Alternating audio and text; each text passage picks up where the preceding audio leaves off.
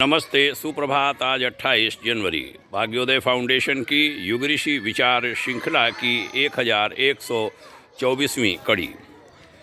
मरें तो सही पर बुद्धिमत्ता के साथ।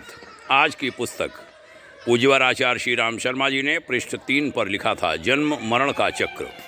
कहा था, बैक्टीरिया से लेकर अमीबा तक के दृश्यमान और अदृश्य जीवनधारी अपने ही शरीर की उत्क्रांति करते हुए, अपनी ही परिधि में जन्म मरण का चक्र चलाते हुए प्रत्यक्षतः अपने अस्तित्व को अक्षुण्ण बनाए रखते हैं। फिर बड़े प्राणी ही क्यों मरते हैं? मनुष्य को कहीं क्यों मौत के मुंह में जाने के लिए विवश होना पड़ता है?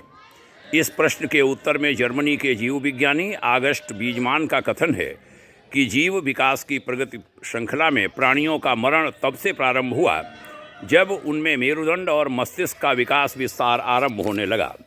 मेरुदंड भी वस्तुतः मस्तिष्क का ही एक पूंछ जैसा भाग है। मरण को कभी नाड़ी या हृदय की धड़कन के साथ जोड़ा जाता था, पर अब जीवन सत्ता में प्रधानता मस्तिष्क की ही मानी जाती है। हृदय समेत अन्य अवयव उसी के आज्ञानुवर्ती माने जाते हैं। अन्य अवयवों के निश्चेष्ट हो जाने पर भी यदि मस्तिष्क में किसी प्रकार की हलचल विद्यमान है तो प्रत्यक्षतः ऊतक घोषित किए जाने पर भी उसमें जीवन का अस्तित्व माना जाता है और उस शरीर को पुनर्जीवित करने का प्रयत्न किया जाता है। मरने वालों में से बहुत से मृत घोषित व्यक्ति भी मृत्यु के 10 मिनट पश्चात तक मस्तिष्कीय दृष्टि से जीवित पाए गए हैं और कृत्रिम धड़कन एवं श्वास प्रश्वास की व्यवस्था करके उनके प्राण लौटाने के प्रयत्न किए गए हैं।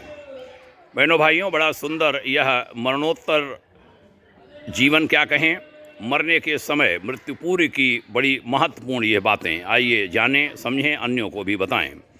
मित्रों, आज महान क्रांतिकारी लाला लाजपत राय की जयंती है। वर्ष 1863 में आज के ही दिन महापुरुष का जन्म हुआ था। उनके बलिदान के बाद इस देश ने एक ऐसी क्रांतिकारी करवट ली जिसने देश की आज़ादी में महान भूमिका निभाई। महान व्यक्तित्व को हम सबकी भावपूरित श्रद्धांजलि।